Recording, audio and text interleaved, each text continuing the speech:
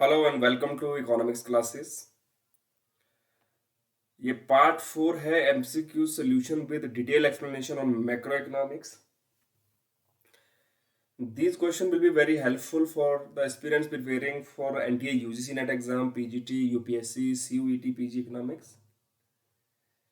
अगर आप चैनल पर नए हैं तो do subscribe the channel. If you liked our videos, you can share with others.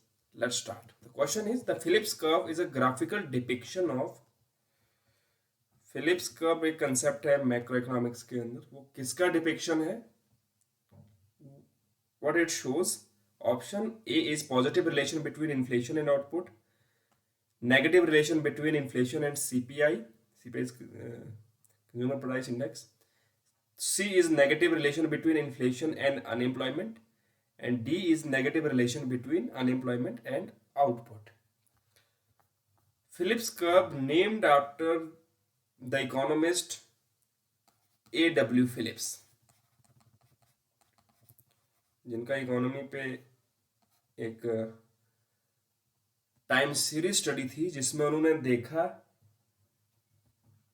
कि वहां पर एक रिलेशन एग्जिस्ट कर रहा है. वो दो वेरिएबल जो थे, वो एक तो अनएम्प्लॉयमेंट रेट एंड इन्फ्लेशन. और किस तरह का रिलेशन उन्होंने देखा? इनवर्स रिलेशन था. इनवर्स मींस अगर एक वेरिएबल इंक्रीज कर रहा है तो दूसरे वेरिएबल में कमी हो रही है, दैट इज डिक्रीजिंग. राइट. अगर हम डायग्राम से समझें तो कुछ इस तरह का रिलेशन है. अगर यहां पर इन्फ्लेशन है और यहां पे अनएम्प्लॉयमेंट है, पर्टिकुलर लेवल ऑफ इन्फ्लेशन पे ये रेट ऑफ अनएम्प्लॉयमेंट है इकोनॉमी के अंदर. If inflation rate declines, the unemployment rate will increase in the economy. Right. तो ये जो रिलेशनशिप दिखाया उन्होंने, इस कर्व का नाम दिया Phillips curve. Right. Here the right answer is option C, that is negative relationship between inflation and unemployment. Next question. The long run Phillips curve is vertical, which indicates. Long run में जो Phillips curve होता है वो vertical होता है, vertical to this OY axis. OY axis depicts inflation, and in the OX axis it depicts unemployment rate. Right. तो इसका क्या मतलब हुआ अगर इस तरह का कर्व होता है लॉन्ग रन के अंदर? Options are that in the long run there is no trade off between inflation and unemployment, that in the long run there is no trade-off between inflation and the price level, that in the long run the economy returns to a 4% level of inflation. D is none of them. अगर हमें पता है कि variable क्या है, unemployment inflation है, तो हम इजीली इसको आंसर कर सकते हैं. तो अनएम्प्लॉयमेंट और इन्फ्लेशन के बीच में ट्रेड ऑफ नहीं होगा, इसीलिए ये लाइन जो है वर्टिकल होगी. There is no trade off between inflation and employment in the long run. Right. क्योंकि ये क्यों नहीं होगा? क्योंकि there is no difference between expected rate of inflation and actual rate of inflation. जो वो एक्सपेक्ट कर रहे हैं वो एक्चुअल के बराबर होगा. ठीक है. अगर बढ़ जाता है वेज रेट, मान लो इंक्रीमेंट हो जाता है, तो शॉर्ट टर्म के लिए हो सकता है ये जो इस पॉइंट पे अनएम्प्लॉयमेंट लेवल है ये यहां शिफ्ट हो सकती है, कम हो सकता है शॉर्ट टर्म के केस में. राइट. मतलब ज्यादा लोग काम में आ गए कि वेजेस बढ़ गया, लेकिन वो इन्फ्लेशन को अगर एंटीसिपेट करें कि फर्दर इन्फ्लेशन होने वाला है, जो एम्प्लॉयज वहां पे है और एम्प्लॉयर भी एंटीसिपेट कर लेते हैं, तो फिर से हायर नहीं करते. उनको पता कि इसका जो रियल वैल्यू है वो वही रहने वाली है. ठीक है. तो ये वापस यहां शिफ्ट हो जाता है दूसरे कर्व पे, फिर इसी कर्व पे आ जाते हैं लॉन्ग रन के अंदर, जब एक्सपेक्टेड रेट इन्फ्लेशन का बराबर होगा एक्चुअल रेट के बराबर. राइट.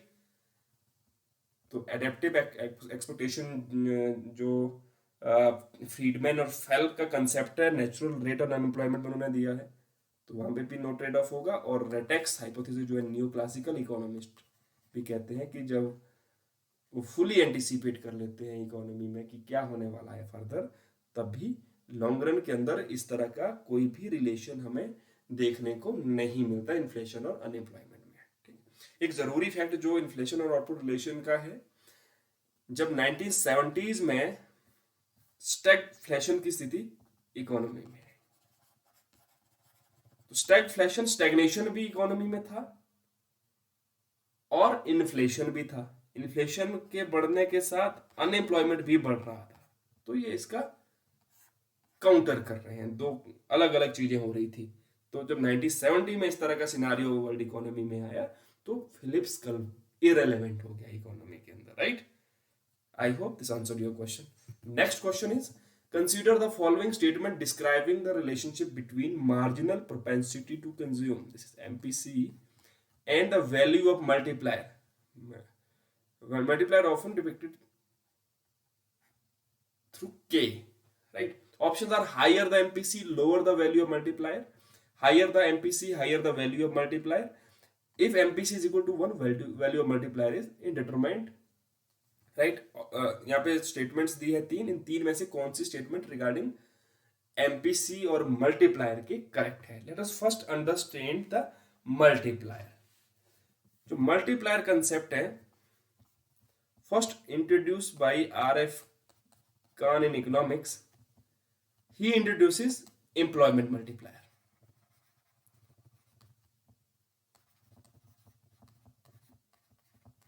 एम्प्लॉयमेंट मल्टीप्लायर क्या था कि एम्प्लॉयमेंट में मैनीफोल्ड इंक्रीज होता है due to change in investment, that is employment multiplier.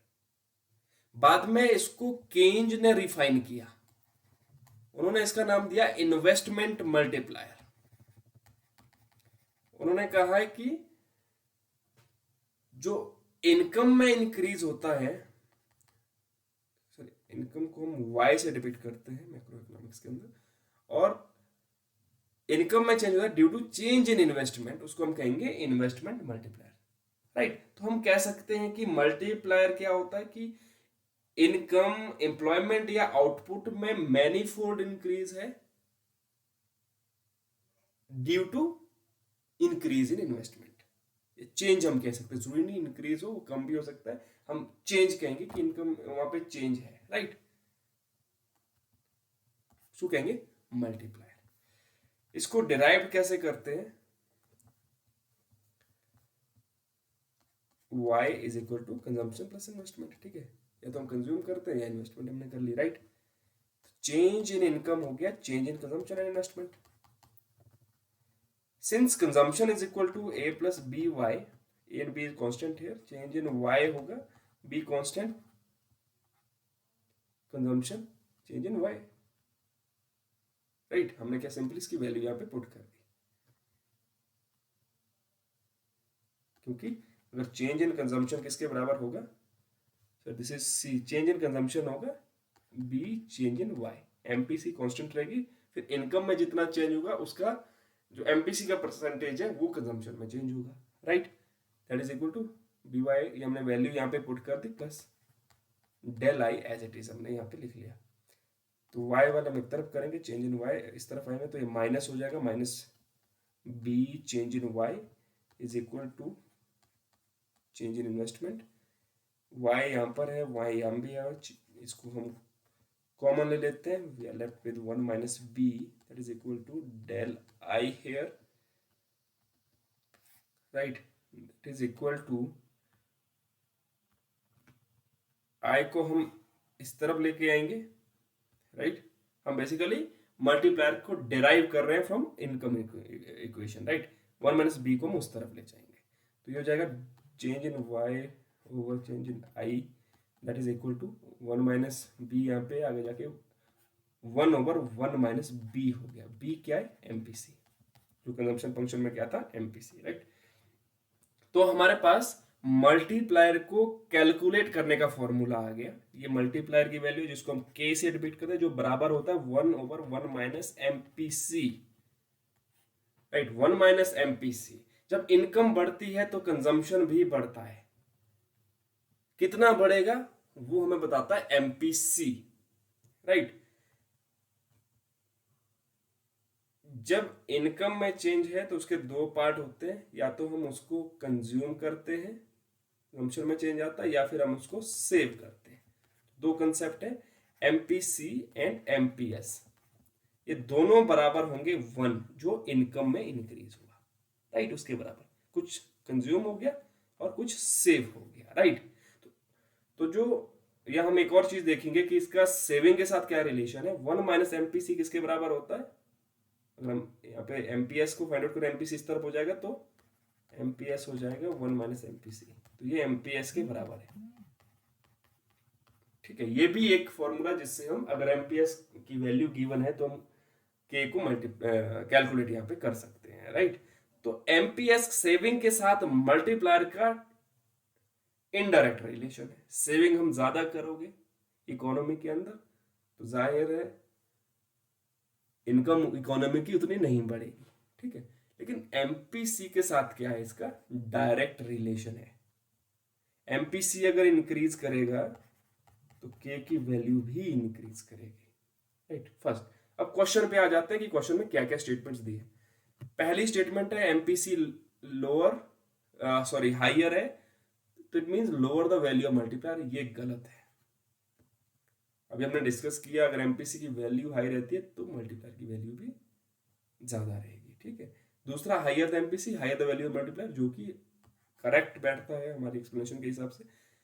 C is if MPC is equal to 1, value of multiplier will be infinity. इसको हम कैलकुलेट कर लेते हैं। 1 ओवर एमपीसी दिया है तो 1 माइनस एमपीसी आएगा, इक्वल टू एमपीसी की वैल्यू 1 है, 1 माइनस 1 इक्वल टू 1 ओवर 0। एक के 0 भाग कर लो, मतलब इनडिटरमाइंड है, तो ये भी करेक्ट है। कौन कौन सी स्टेटमेंट हमारी सही हुई? B and c, that is in option 1। Option 1 will be correct here, right. बहुत सिंपल सा क्वेश्चन है। एमपीसी की वैल्यू दी हुई है, हमने उसको कैलकुलेट करना है, राइट। इस तरह के क्वेश्चन आमतौर पे एग्जाम में रहते हैं, बहुत बहुत सिंपल होते हैं, ज्यादा कोई कैलकुलेशन इसकी नहीं है। बस आपको सिर्फ मल्टीप्लाई का जो फॉर्मूला है कैलकुलेट करने का वो याद रखना है। इसलिए मैंने आपको दोनों चीजें यहाँ पे बता दी कि इसको एमपीसी के साथ कैसे कैलकुलेट करते हैं और एमपीएस के साथ कैसे कैलकुलेट करते हैं, तो आप इजीली इसको कैलकुलेट कर पाओगे, राइट। नेक्स्ट क्वेश्चन, अगला क्वेश्चन भी हमारा मल्टीप्लायर पर ही है। Which one of the following consumption function correspond to the income multiplier r is equal to 4। ठीक है, आर मीन्स मल्टीप्लायर यहां पर है, इसको हमने 4 हमारे पास गिवन है। हमने बताना कि कौन सा कंजम्पशन फंक्शन जो है वो इसको कॉरेस्पॉन्ड करता है, ठीक है। As we know r is equal to 1 over 1 minus b, right. तो आर की वैल्यू गिवन है, हम यहाँ पे वैल्यू पुट कर देंगे। 4 is equal to 1 over 1 minus b, इसका कुछ नहीं है, इसका 1 होता है, इसको हम क्रॉस मल्टीप्लाई कर देंगे, राइट। जब हम क्रॉस मल्टीप्लाई कर देंगे ये हो जाएगा 4 into 1 minus b equal to 1, 4 minus 4 b is equal to 1। Constant हम एक तरफ रखेंगे और जो कोफिशिएंट वाले वैल्यूज है वो हम लेफ्ट हैंड साइड ही रखेंगे। ये हो जाएगा माइनस 4 बी, जब हम 4 उस तरफ लेके हो गया minus 4 here equal to minus 4 b is equal to minus 3, minus minus cancel out, b is equal to 3/4। इसको डिवाइड हम करेंगे, 3 से डिवाइड करेंगे, डेसिमल 30 हो गया, 7 4 28, 2 हो गया 20, 5 4 20, बी इज इक्वल टू 0.75 है। तो बी क्या है? एमपीसी। तो हम वो कंजम्पशन फंक्शन देखेंगे जहां पे एमपीसी 0.75 है, राइट। पहला तो इंटरसेप्ट होगा ऑटोनॉमस कंजम्पशन, तो ये एमपीसी की वैल्यू होती है वाई से ठीक पहले, ठीक है। तो कहां पर 0.75 है? That is in option 4। C is equal to 240 plus 0.75y। ये जो कंजम्पशन फंक्शन है it corresponds to the income multiplier is equal to 4, right. The next question is also based on multiplier. We have given the consumption function here. What is the multiplier?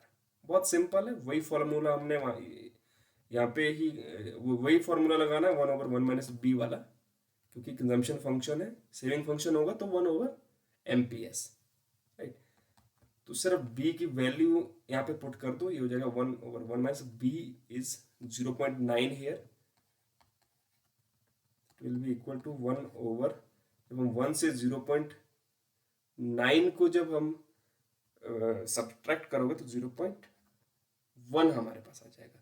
तो इसको कर दो, जब हम इसका decimal हटा देंगे तो ये हो जाएगा 10/1 which is equal to 10, right.